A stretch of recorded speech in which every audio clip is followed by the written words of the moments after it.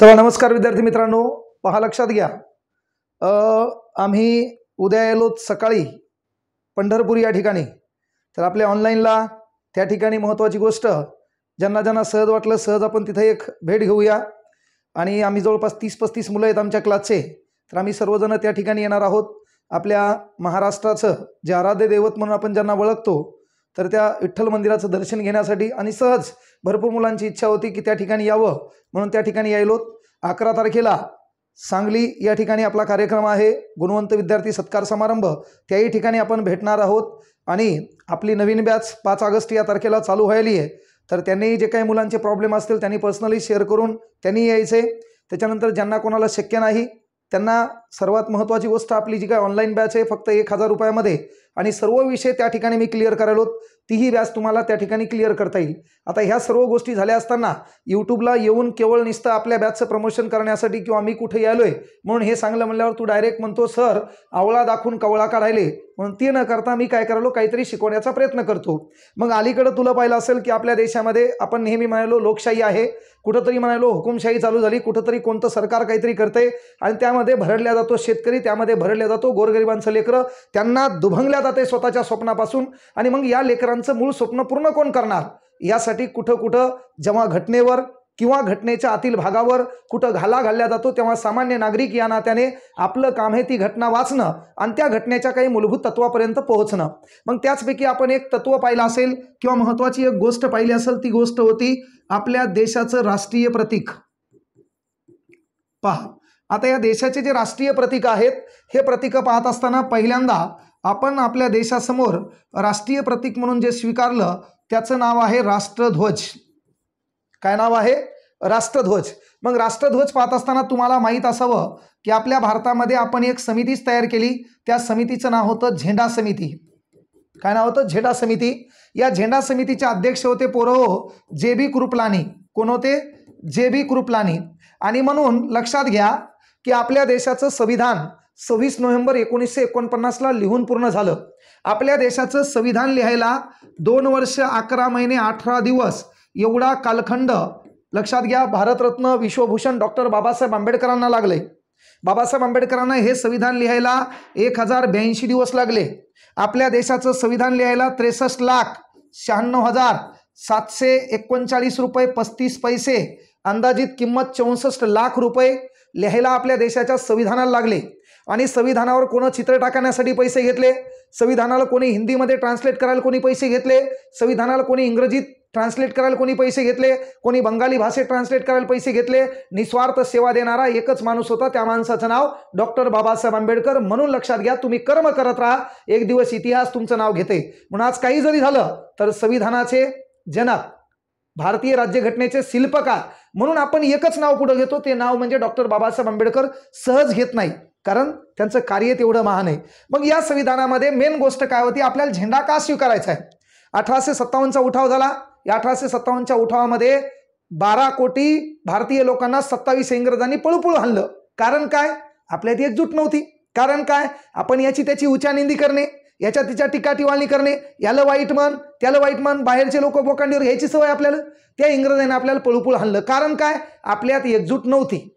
मग तिथं काय पाहिलं असेल 1857च्या उठावामध्ये, शेतकरी उठावात सहभागी झाला त्याचं चिन्ह भाकर, सैनिक उठावात सहभागी झाला त्याचं चिन्ह कमळ. वांदे झाले की नाही आपले? मग या लोकांना एकजूट करायचे. तर मग मेन गोष्ट काय बाबा, या भारतातल्या लोकांची भाषा वेगळी आहे, या भारतातल्या लोकांचा पंथ वेगळा आहे, या भारतात वेगवेगळ्या जातीचे लोक आहेत, या भारतात खाण्याच्या पद्धती वेगळ्या आहेत, या भारतात राहण्याच्या पद्धती वेगळ्या आहेत, या भारतात रोटी बेटी व्यवहार वेगळा आहे, या भारतात बोलण्याच्या पद्धती वेगळ्या आहेत. मग एवढं करून एवढ्या लोकांनी एकत्र आणायचे. मग आणण्यासाठी कसे एकत्र येतील, या भारतीय लोकांना स्वतःची अस्मिता कशी जाणीव होईल, मग यासाठी काहीतरी गोष्टी करायच्या म्हणले. मग काय करायच्या बाबा, तर त्यासाठी पहिल्यांदा या देशामध्ये प्रतीक पाहिजे. या प्रतीकाकडे पाहून तरी या लोकांच्या मनात जाणीव निर्माण होईल की आम्ही भारतीय आहोत. मग ही भारतीय जाणीव निर्माण करायची, यासाठी पहिल्यांदा घटना निर्माण होण्याच्या अगोदर लक्षात घ्या, आपलं संविधान 26 नोव्हेंबर 1949ला निर्माण होण्या अगोदर आपण आपल्या भारताच्या राष्ट्रध्वजाला 22 जुलै 1947ला मान्यता दिली. का दिली बाबा, तर पहिल्यांदा एका झेंड्याखाली तरी पहिल्यांदा भारतीय लोक आम्ही भारतीय आहोत या नात्यानं एकत्र येतील. मग काय केलं आपण, मग पहिल्यांदा भारताच्या राष्ट्रध्वजाचा थोडा इतिहास पाहिला. तर आपल्याला माहीत पाहिजे की बाबा 7 डिसेंबर 1906 मादाम कामा, काही पुस्तकात 1907 दिल्या, मग मादाम कामा यांनी काय केलं बाबा, तर मॅडम भिकाजी कामा यांनी जर्मनी नावाच्या राष्ट्रामध्ये स्टुटगार्ट नावाचं शहर आहे, इथं पहिल्यांदा भारताचा ध्वज फडकवला. मात्र तो तिरंगा नव्हता. त्या ध्वजावर कमळाच्या फुलाचं चिन्ह होतं, त्या ध्वजावर चांदणी होती, त्या ध्वजावर चंद्र होता, त्या ध्वजावर महत्वाची गोष्ट काय होती, तर अशा चांदण्या होत्या 2-3, असा एक आगळा वेगळा भारताचा ध्वज होता. तो पहिल्यांदा मॅडम भिकाजी कामा यांनी जर्मनीतल्या स्टुटगार्ट या ठिकाणी फडकवला. मग त्यानंतर काय झालं, 1911चं कोलकाता अधिवेशन पार पडलं. अधिवेशनाचे अध्यक्ष होते एस.बी. धर. या अधिवेशनाला आला होता कोण, पंचम जॉर्ज. इथंच आपण आपल्या भारताचं राष्ट्रगीत जनगण मन, जे गीतांजली काव्यसंग्रहातून कोण लिहिलं, रवींद्रनाथ टागोर यांनी, ते राष्ट्रगीत आपण इथं गायलं होतं. कोणतं, जनगण मन. मग ह्याही गोष्टी इथं झाल्या का नाही. त्याच्यानंतर 1929ला लाहोर अधिवेशन पार पडलं. या अधिवेशनाचे अध्यक्ष पंडित नेहरू. आणि पंडित नेहरूनं काय केलं, तर त्यांनी सांगितलं बाबा आम्हाला परिपूर्ण स्वराज्य पाहिजे. तेव्हा भारताचा भारतमंत्री आहे बर्कनहेक आणि भारताचा व्हाईसराय आयर्विन, या दोघांनी या गोष्टी नाकारल्या. आणि मग 1930ला रावी नदीकाठी पाकिस्तान नावाच्या राष्ट्रामध्ये कराची शहरात भारताचा तिरंगा ध्वज फडकवला. 1-2 लाख लोक उपस्थित होते. आणि मग लोकांच्या मनामध्ये त्या ध्वजानं घर केलं. कोणत्या, या तिरंगा ध्वजानं घर केलं. मग या तिरंगा ध्वजानं घर केल्यावर झालं काय, मुख्य गोष्ट, 12 मार्च 1930ला काय झालं, 12 मार्च 1930ला गांधीजी साबरमती या शहराकडून दांडी या शहराकडे निघाले. गांधीजीला पोहोचायला 24 दिवस लागले. अंतर होतं 385 किलोमीटर. निघताना लोक होते 78, त्याच्यातले महाराष्ट्रातले 13 लोक. गांधीजी 5 एप्रिलला पोहोचले. 6 एप्रिलला गांधीजीने मिठाचा सत्याग्रह केला. आणि मग गांधीजीनं स्वावलंबी बना नावाचा एक नारा दिला आणि त्या अंतर्गत गांधीजी वळले चरख्याकडं. आणि मग हळूहळूच आपल्या भारताचा जो तिरंगा ध्वज आहे, या ध्वजावर गांधीजीचा चरखा आला. भाऊ, आता गांधीजीचा चरखा कुठं आला, आपल्या भारताच्या राष्ट्रध्वजावर. मग भारताच्या राष्ट्रध्वजावर चरखा आला. आणि म्हणून कोणीतरी म्हणलं की मैं क्यों सन्मान करू, गांधीवाले विचारों का, मैं तो कर्जदार हूँ भगत सिंह के चीखों का, कई को फांसी हुई कई ने गोली खाई, क्यों झूठ बोलते हो साहब, आझादी तो चरखों ने लाई. म्हणजे आझादी केवळ आपल्याला गांधीजीच्या तत्वाने मिळाली नाहीये, त्यासाठी भारतातल्या अनेक क्रांतिकारकांनी स्वतःच्या संसाराची राखरांगोळी केली, स्वतःच्या रक्ताचा सडा या भारताला पवित्र करण्यासाठी सांडलाय. म्हणून हा देश आपला सहजासहजी स्वातंत्र्य झाला नाही, हे पण आपण तरुण या नात्याने, भारताचा नागरिक या नात्याने समजणं काळाची गरज आहे. मग झालं काय, शेवटी बाबासाहेब आंबेडकर भारताचे संविधान निर्माण करतेत. मग बाबासाहेब आंबेडकर राज्यघटना लिहित असताना विचार करायलेत की बाबा इथं सर्वांचं योगदान आहे, मग इथं चरखा का, इथं काय चरखा का. आणि मग हळूहळू बाबासाहेब आंबेडकरांनी दिमाग चालवला. आणि दिमाग चालवल्यावर कोणाच्याच लक्षात न येता इथं डायरेक्ट आणलं अशोक चक्र. काय आणलं, अशोक चक्र. अशोक चक्र का आणलं बाबा, तर सम्राट चक्रवर्ती अशोक याच्या राज्यकारभाराच्या आदर्श तत्वाचं ते एक चक्र होतं. याच्यामध्ये 24 आरे आहेत आणि 24 आऱ्याचे 24 वेगवेगळे अर्थ आहेत. त्याच्यामध्ये राष्ट्राभिमान आहे, राष्ट्राची एकात्मता आहे, स्त्री पुरुष समानता आहे, वैज्ञानिक दृष्टिकोनाचा परिपोष आहे, है ना, अशा 24. स्वार्थ राष्ट्राबद्दल अभिव्यक्ती आहे, त्याच्यानंतर त्याग आहे, समानता आहे, एकात्मता आहे, स्वाभिमान आहे, राष्ट्राची संपत्ती स्वतःची संपत्ती समजून तिची काळजी घेणे काळाची गरज आहे, अशा 24 गोष्टी सांगणारा याचा रंग आहे निळा. आणि निळा रंग म्हणजे विशालतेचं प्रतीक. कशाचं प्रतीक, विशालतेचं प्रतीक. आता मेन गोष्ट काय आहे की आपल्या संविधानाचं वैशिष्ट्य आहे की संविधानाच्या चौकटीच्या बाहेर जाऊन तुम्हाला बदलता येणार नाही. वेळ प्रसंगी काळाचा, वेळ प्रसंगी बदलत्या युगाचा विचार करून तुम्हाला काही आव्हानं स्वीकारायची असतील तर थोडाफार बदल चालेल, पण संविधानाचा मूळ गाभा लक्षात घेता त्याला तडा जाईल असा बदल तुम्हाला करता येणार नाही. म्हणून लक्षात घ्या, सध्या चालू काय हेच आपल्याला कळणं, आपला कोण आहे परका कोण आहे, संविधानाचा निर्माण करता वेगळा, पण संविधानाचे रक्षण करते कोण आहेत, रक्षण करायचंय कोणाला, रक्षण व्हायलंय का. सध्या देशात राज्यामध्ये जी परिस्थिती आहे ती संविधानाप्रमाणे चालू आहे का. पण प्रॉब्लेम आहे, आपलं म्हणणं आहे कोणीतरी परिवर्तन करावं आणि त्या परिवर्तनाचा मी फायदा घ्यावा, है ना. असं जर बाबासाहेब आंबेडकरांना वाटलं असतं तर मी शिकू शकलो असतो बाब्या, तू ऐकू शकला असता का. युट्यूबला मी एवढं छाती ठोकपणे बोलू शकलो असतो का? मग कार्यक्रम झाला असता 1947 आत असतो तर. कारण काय आहे? मग संविधानाने एवढा छान अधिकार दिला, पण आज जेव्हा जेव्हा संविधानावर काही बोलल्या जातं तेव्हा संविधान वाचवण्यासाठी फक्त एक जात पुढे येते. बाकीच्याचं म्हणणे मला काय घेणे, मला भेटायला सर्वच. हे बदलणं काळाची गरज आहे. आणि म्हणून महत्वाची गोष्ट काय, तर हे जे संविधान आहे या संविधानामध्ये दुसरं काय होतं की भारताचा राष्ट्रध्वज आहे. मग या राष्ट्रध्वजाबद्दल झालं काय बाबा, की आपल्या भारतामध्ये समिती निर्माण करण्यात आली. या समितीचं नाव होतं झेंडा समिती. मग आता या झेंडा समितीचे अध्यक्ष आहेत JB कृपलानी आणि आपल्याला स्वीकारायचे भारताचा राष्ट्रध्वज. 1995ला आपण फ्लॅग कोड कमिशन निर्माण केले. 2000 लक्षात घ्या, 2002 पासून राष्ट्रध्वजामध्ये क्रीडा क्षेत्रात कामगिरी करणाऱ्या खेळाडूंना देखील आपल्याला जी काही जर्सी असती ती भारताच्या राष्ट्रध्वजाची वापरता येईल, मात्र तिचा अवमान होणार नाही याची काळजी त्यानं घ्यायची आहे. 2009च्या नंतर तुला पाहिलं असेल की भारतात ज्याच्या डोक्यावर टोपी आहे गांधी टोपी, म्हणजे ज्याच्या डोक्यावर टोपी असो नसो, त्याच्या डोक्यावर केस असो का ती गेलेली केस असो, त्यालाही भारताच्या राष्ट्रध्वजाला सलामी देण्याचा अधिकार आहे. पण ह्याच्या अगोदर 2009 अगोदर ज्याच्या डोक्यावर गांधी टोपी आहे तेच भारताच्या राष्ट्रध्वजाला सलामी द्यायचं. तू फक्त 2 संत्र्या गोळ्या खायचा आणि घरी पळत यायचा आणि तिथं नारा द्यायचा, 1 रुपया चांदी का, देश हमारा गांधी का म्हणायचा. आणि तू काळ बदलला. मेन गोष्ट काय बाब्या, तर या ध्वजाला मान्यता द्यायची, तेव्हा त्या ध्वजाचं स्पष्टीकरण गरजेचं आहे. मग आपल्या भारताच्या राष्ट्रध्वजाची डिझाईन तयार केली पिंगली व्यंकय्या. कोण केली बाब्या? पिंगली व्यंकय्या यानं भारताच्या राष्ट्रध्वजाची डिझाईन तयार केली. काय केली? पिंगली व्यंकय्या यानं भारताच्या राष्ट्रध्वजाची डिझाईन तयार केली. भारतीय राष्ट्रध्वजाची प्रतिकृती विदा सावरकरांनी समजून सांगितली आणि या राष्ट्रध्वजाला आपण मान्यता दिली 22 जुलै 1947. मग या तिरंगा ध्वजाचं आपण दिलं स्पष्टीकरण. मग काय स्पष्टीकरण दिलं हे सर्वात महत्त्वाची गोष्ट आहे. मग काय स्पष्टीकरण दिलं बाबा, तर आपल्या भारताचा हा तिरंगा ध्वज आहे. या भारताच्या तिरंगा ध्वजावर आपण स्पष्टीकरण देताना खाली रंग आहे हिरवा. मग हिरवा रंग आहे समृद्धीचं प्रतीक. कशाचं प्रतीक? समृद्धीचं प्रतीक. या देशात शेतकरी आहे, तो शेतकरी शेती करतो, ती शेती ईश्वरी कृपेनं नेहमी हरितप्रधान राहावी आणि कुठंतरी बळीचं राज्य यावं. गेली वर्षानुवर्ष आपण आरडत आहोत. ते बळीचं राज्य या देशामध्ये फक्त छत्रपती शिवाजी महाराज हा महापुरुष सोडला तर पुन्हा कोणाच्या काळात बळीचं राज्य येणं शक्य नाही. सर्व शासनकर्ती जमातबाना बाबासाहेब आंबेडकरांनी सांगितलं आपण फक्त इथून बोंबलून बेजार आहेत, मात्र जे शासनकर्ते बनलेत त्यांना आपला कार्यक्रम वाजीला भाऊ, त्याला आपल्या कुठल्याही सुखाशी दुखाशी काही घेणदेण नाही. तुम्ही मरा, तुम्ही जीव द्या, आम्ही आमचा स्वार्थ लावणार, आम्ही कोणाकडेही जाणार, आम्ही कोणाचंही तुंतून वाजिणार. कार्यकर्ता बेजार आहे, तू सतरंजा उचलण्यात बेजार आहे, तो नेता कोणत्याही पार्टीत जिकडे पैसा भेटल तिकडे जाणार आहे आणि तू म्हणायला पुन्हा महेश साहेब तू या तोंडावर उलट्या 2 झापडा पाहिजेत. तू सुधारणा काळाची गरज आहे बाब्या.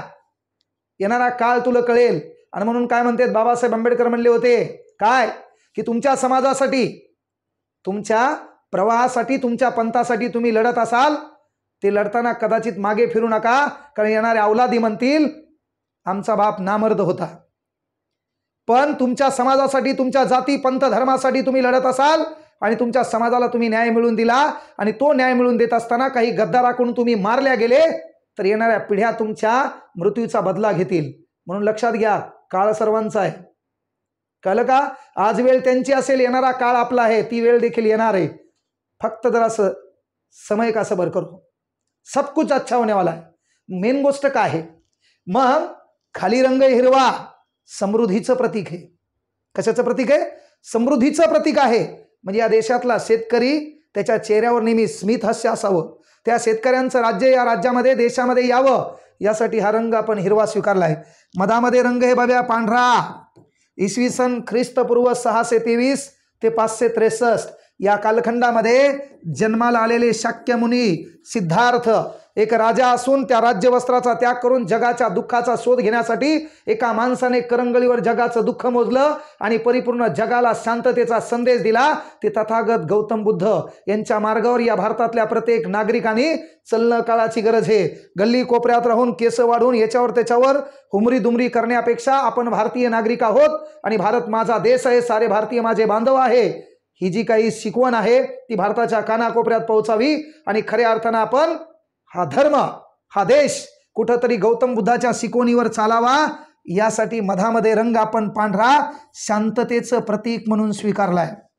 वरती रंग हे बघा केसरी का आहे मग, तर हा भारत स्वातंत्र्य होण्यासाठी केवळ मोर्चे काढून दांडी यात्रा काढून या देशात केवळ इंग्रजाच्या मांडीला मांडी लावून आपला देश स्वातंत्र्य झाला नाही, तर हा देश स्वातंत्र्य करण्यासाठी अनेक क्रांतिकारकांना, अनेक महत्वाची गोष्ट जहालमतवादी संघटनांना, अनेक या देशातल्या तरुणांना स्वतःच्या संसाराची राख रांगोळी करावी लागली, भौतिक सुखाचा त्याग करावा लागला. या भारताला स्वातंत्र्य करण्यासाठी रक्ताचा सडा या भारताच्या पवित्र भूमीसाठी सांडावा लागला. आणि म्हणून मधात जो वरचा रंग आहे केसरी, तो केसरी रंग हे बघा त्यागाचं प्रतीक. कशाचं प्रतीक आहे? त्यागाचं प्रतीक. मधामध्ये 24 साऱ्याचं चक्र आहे आणि त्याचा रंग आहे निळा. तू रिकाम्या जागेवर गेल्यावर आकाशाकडे पाहिल्यावर तुला एक भला मोठा रंग दिसतो, तो रंग आहे निळा. मग निळा रंग काय आहे? विशालतेचं प्रतीक. असा आपला ध्वज बनला.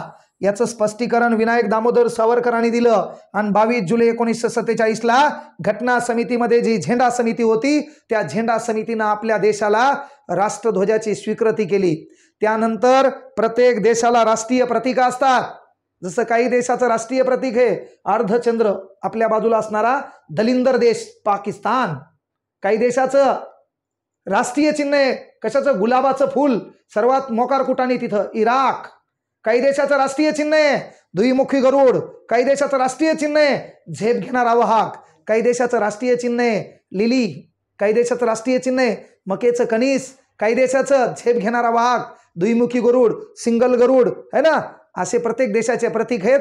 तसं आपल्या देशाचं एक राष्ट्रीय प्रतीक आहे. त्या राष्ट्रीय प्रतीकांचा आपल्याला विचार करायचा आहे. पहा आपल्या देशाचा राष्ट्रध्वज आहे. याच्याकडे पाहिल्याच्या नंतर प्रत्येक माणसाचा सन्मान जागा होतो. खाली रंग आहे हिरवा. मी काय सांगितलं? समृद्धीचं प्रतीक आहे बघा. कशाचं प्रतीक आहे? समृद्धीचं प्रतीक आहे. गौतम बुद्धांनी सांगितलेल्या शांतता मार्गाचं प्रतीक आहे. हे त्यागाचं प्रतीक आहे. कळलं? आता ही आहे आपली राजमुद्रा, जिला आपण देशाची राजमुद्रा म्हणतो, देशाचं राष्ट्रीय चिन्ह म्हणतो. याच्यामध्ये थोडा बदल झालाय आणि तो बदल सर्वोच्च न्यायालयाने पुन्हा सरकारला सांगितलं आणि सरकारला आपला निर्णय बदलावा लागला. म्हणून एक गोष्ट आवर्जून लक्षात घ्यायची, कायद्यापेक्षा मोठं कोणी नाही. काय पाय, ही आपल्या देशाची राजमुद्रा आहे. या राजमुद्रेवर आपल्याला बोलायचंय. काय बोलायचंय? राजमुद्रेवर आपल्याला बोलायचंय. ही आपल्या देशाची राजमुद्रा आहे. सध्या हिच्यात बदल झाला होता. हिच्यात काय झाला होता? बदल झाला होता. पाहता देशाची राजमुद्रा, जसं आपल्या भारतात आदर्श राज्य होतं छत्रपती शिवाजी महाराजांचं आणि त्यांची एक राज्यमुद्रा होती का? प्रतिपचंद्र लेखेव होती ना. तशी आपल्या देशाची राजमुद्रा आहे. या राजमुद्रेला संविधानानं मान्यता दिली 26 जानेवारी 1950. आपण आपल्या भारताच्या घटनेसमोर स्वीकारली. कळलं? मग या राजमुद्रेचं वैशिष्ट्य काय बाबा? या राजमुद्रेवर 4 सिंह आहेत. वरती काय आहेत? 4 सिंह. त्या 4 सिंहाचं तोंड पूर्वेकडे, त्याच्यानंतर पश्चिमेकडे, त्याच्यानंतर दक्षिणेकडे आणि त्याच्यानंतर उत्तरेकडे आहे. हे 4ही सिंह काय आहेत माहिती आहे का? आशियाई आहेत. कसे सिंह आहेत? आशियाई सिंह आहेत. वैशिष्ट्य लक्षात घ्या. 29 जुलै 29 जुलै 1972ला आपण आपल्या देशाचा राष्ट्रीय प्राणी बदलला. राष्ट्रीय प्राणी पहिले सिंह होता. सध्या भारताचा राष्ट्रीय प्राणी वाघ आहे. काय आहे? वाघ आहे. तसं आपल्या महाराष्ट्रात घराघरात वाघ आहे. वजन 22 किलो आहे. स्वतःला वाघ म्हणते. झापड मारली तर मुतत आहे. वाघ आहे म्हणते. मी काय कमी आहे? तू दाखतो, फाडतो, तोडतो. राहू दे बब्या है ना. तू 50 चिप येतो 150च्या गप्पा हाणतो. हां, तर मेन काय आहे? 29 जुलै 1972ला भारताचा राष्ट्रीय प्राणी बदललाय. आपण नवीन राष्ट्रीय प्राणी केलाय वाघ. मग इथं पहिले काय होते? 4 राष्ट्रीय सिंह. आपल्या भारताच्या राजमुद्रेचं वैशिष्ट्य त्याच्या खाली, म्हणजे तुला सांगतो इथं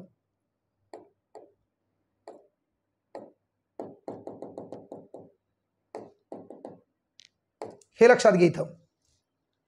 या ठिकाणी काय म्हणलो मी, 4 आशियाई सिंह आहेत. काय आहेत? आशियाई सिंह. आता तुला इथं काय दिसायला, वाहक दिसायला ना, दिसायला का नाही? कारण का 29 जुलै 1972ला आपण आपल्या भारताचा राष्ट्रीय प्राणी वाहक केलाय. काय केलाय? वाहक केला. म्हणजे हे आपल्याला माहित असणं गरजेचं आहे. आणि तुला माहित आहे, शेर असो म्हणजे सिंह असो का वाहक असो, त्याच्या पुढे कोणाचं चलत नाही. जंगल का राजा शेर कहलाता है, उसकी ताकत और सामर्थ्य की वजह से. क्योंकि जंगल में कभी चुनाव नहीं होते. जंगलात निवडणुका होतात का? नाही. पण त्याची ताकद, त्याचा दरारा, त्याची डरकाळी याच्यामुळे सर्वांचीच फाटती आणि लोक त्याला काय म्हणतात? मग राजा म्हणतात. काय म्हणतात? राजा. तर मेन गोष्ट मी तुला काय सांगू लागलो पाहिजे, कुठे आपलं, हा काय म्हणलो, 29 जुलै 1972ला आपण आपल्या देशाचा राष्ट्रीय प्राणी वाहक केला. यस. आता राष्ट्रीय प्राणी वाहक केल्यावर खाली काय आहे? आपल्या भारताची जी राजमुद्रा आहे का, त्याच्या खाली काय बाबा? तर इथं पहिले 4 प्राणी होते. कधी?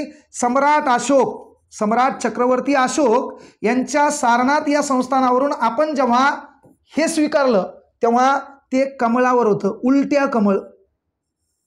हे असं उलट्या कमळावर होतं. याच्यावर आपली राजमुद्रा होती.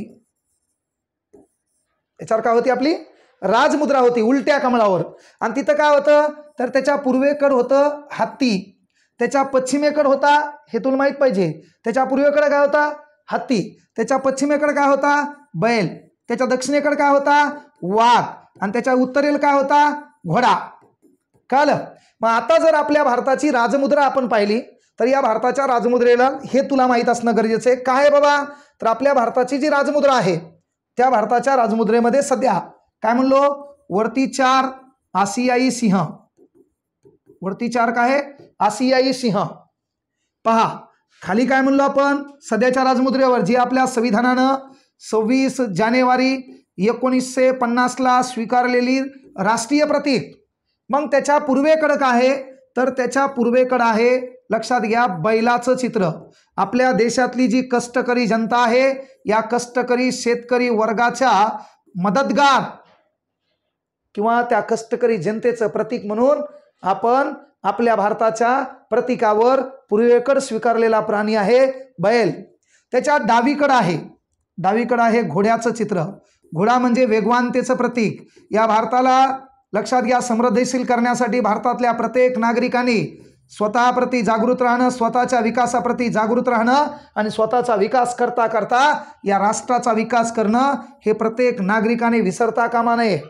म्हणून घोडा हे वेगवानतेचं प्रतीक, बैल हे कष्टकरी भारतातल्या शेतकरी वर्गांचं प्रतीक, सिंह हे सामर्थ्याचं प्रतीक. म्हणजे आम्ही चारही बाजूने आमचा देश, लक्षात घ्या, इतरांच्या कुठल्याही गुलामगिरीला न स्वीकारता आता आम्ही सामर्थ्यवान आहोत, आम्ही आमचं संरक्षण करायला समर्थ आहोत. म्हणून आम्ही चारही बाजूने काय स्वीकारले? सिंह. 29 जुलै 1972 वाघ. खाली काय स्वीकारलं आपण? कष्टकरी जनतेचं प्रतीक बैल, इकडे वेगवानतेचं प्रतीक घोडा आणि मधामध्ये 24 आऱ्यांचं चक्र. या 24 आऱ्याचे 24 वेगवेगळे अर्थ हे आपण इथं स्वीकारलं. त्याच्या खाली मुंडूक उपनिषेध नावाच्या ग्रंथामधून आपण देवनागरी लिपीतलं एक वाक्य स्वीकारले, त्याचं नाव आहे सत्यमेव जयते. काय नाव आहे बाबा त्याचं? सत्यमेव जयते. म्हणजे सत्य परेशान हो सकता है लेकिन पराजित नहीं, है ना. या देशात नेहमी सत्याचाच विजय होतो, अशी आपल्या देशाची राजमुद्रा होती, असं आपल्या देशाचं राष्ट्रीय प्रतीक होतं. याच्यात झालं काय? आता झालं काय माहिती आहे का? हे आपल्या भारताचे पंतप्रधान माननीय नरेंद्र मोदी, ओके, हे बहुतेक मनमोहन सिंग आहेत. हे कोणीकडा नाही, हे कोणी माहिती आहेत का रे? नाही.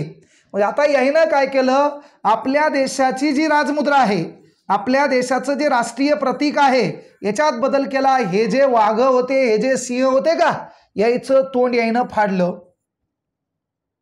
मग प्रश्न असा आहे की तुम्ही देशाची जी राजमुद्रा, देशाचं जे राष्ट्रीय प्रतीक, ह्या वाघात बदल केला आणि याला उद्रेकी स्वरूपात दाखवलं. जे पहिले शांत स्वरूपात शांत चित्तानं बसलेले, कारण भारताचं वैशिष्ट्य काय? आम्ही शांततेच्या मार्गावर आहेत, पण तुम्ही बळत चालून आले तर आम्ही तुम्हाला शिंगावर घ्यायला कमी करणार नाही. मग काय की तुम्ही काय केलं बाबा, इथं सिंहाचा जबडा फाकून दाखवला, म्हणजे याचा अर्थ तुम्ही उद्रेकी भावना दाखवली.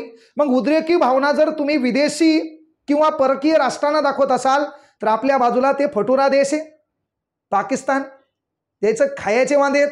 अरे त्या देशाची जेवढी लोकसंख्या आहे तेवढे आपल्या इथं पोलीस भरतीचे पोर आहेत, है ना. त्या देशातलं दररोज साले भिकारचोट हल्ले करतात आणि आपल्या इथं गोरगरीब कुटुंबातलं एखादं लेकरू जवान होतंय, ते आपल्या देशाच्या सुरक्षेसाठी सीमेवर शहीद होतंय. मग ते का भिले नाही? मग तुम्ही हे जे इथं उद्रेकी भावना दाखवली, मग ही उद्रेकी भावना तुम्ही परकीय राष्ट्रांना दाखवली का तुम्ही हे दाखवतेत की आम्ही आता असे आहेत? भारतीय नागरिकांनो नीट राहा. म्हणजे तुमची भीती एक तामाल आहे का परकीय राष्ट्रांना आहे हे आपल्याला कळणं. आणि म्हणून सर्वोच्च न्यायालयाने आदेश दिला, याच्यात बदल करा. याच्यात काय करा? बदल करा. आपल्या देशाचे जे राष्ट्रीय प्रतीक आहेत त्या प्रतीकात कोणालाही हुडबुड करण्याचा अधिकार नाही आणि कायद्यापेक्षा मोठं कोणी नाही. म्हणून ह्या प्रत्येक गोष्टी इथं आपल्याला पाहता आल्या. आणि म्हणून पहा का हे पहा, लक्षात घ्या, इथं पूर्ण सांगितलं आपण. हे पहिलं जेव्हा सम्राट अशोक यांचं जे काही राज्य होतं आणि तेव्हा तिथली जी राजमुद्रा होती त्या ठिकाणचं जे काही प्रतीक होतंय असं चारी बाजूला सिंह आहे, उलट्या कमळावर आहे. इथं पहा बैल दिसायला आहे, पलीकडे याच्या घोडा आहे, इकडे हत्ती आहे आणि इकडे एक वाघ आहे. अशी ती मुद्रा होती. याच्यातलं आपण हे कमळ हटवलं सध्या आणि ही आपल्या देशाची इथपर्यंतची राजमुद्रा ठेवली. इथं खाली वाक्य आहे सत्यमेव जयते, मधामध्ये चक्र आहे, उजवीकडे बैल आहे, डावीकडे घोडा आहे. म्हणजे ह्या प्रत्येक गोष्टी आपल्याला इथं अशा पद्धतीनं समजून घेता येतील. सांगायचं तात्पर्य एकच आहे, आपण भारतीय नागरिक या नात्याने सध्या आपल्या भारताची जी राजमुद्रा आहे इथं पहा शांत चित्तानं सिंह आहेत. यांनी थोडा बदल केला होता, हा बदल मात्र सर्वोच्च न्यायालयानं नाकारला आणि म्हणून आपली मूळ जी राजमुद्रा होती त्या राजमुद्रेचा आपल्याला विचार करायचा आहे. वरती चारही बाजूला असणारे 4 आशियाई सिंह, खाली उजव्या बाजूला असणारा बैल, इकडे डाव्या बाजूला घोडा, मधामध्ये अशोक चक्र आणि खाली मुंडूक उपनिषद नावाच्या ग्रंथामध्ये लिहिलेलं वाक्य सत्यमेव जयते. हीच आपली राजमुद्रा आहे, तिच्यात कोणीही बदल करू शकणार नाही. ही गोष्ट संविधानिक आहे, हे सर्वांना समजणं काळाची गरज आहे. ओके, तर आपण उद्या यायलो पंढरपूर या ठिकाणी. ज्या ज्या मुलांना वाटलं कदाचित तर त्यांनी भेट द्या. नक्कीच तेवढीच आपली चर्चा होईल. स्पर्धा परीक्षेमध्ये काही समस्या असतील तर त्यावरही आपलं बोलणं होईल, कारण उद्या संध्याकाळी आम्हाला तिकडून इकडे वापस यायचे, कारण परवा दिवशी रेग्युलर पद्धतीने आमचा परभणीतला क्लास आहे. ओके, जे ॲपमध्ये असतील त्या पोरांना सांगायलो की 5 तारखेपासून आपल्याला लाईव्ह क्लास त्या ठिकाणी होणार आहे. 5 तारखेपर्यंत मुद्दाम फीस वाढवली नाही. प्रत्येक मुलांचा प्रॉब्लेम आला, सर आम्ही काम करतो, कुठतरी जॉब करतो, आमच्या पेमेंटचा प्रॉब्लेम आहे, म्हणून थोडे दिवस थोडा ॲडजस्ट करा. नक्कीच काही हरकत नाही, मात्र अभ्यास करा. कुठं काही प्रॉब्लेम आला नक्की मी तुमच्या सोबत असेल. ओके, थांबू आपण या ठिकाणी. जय हिंद, जय महाराष्ट्र.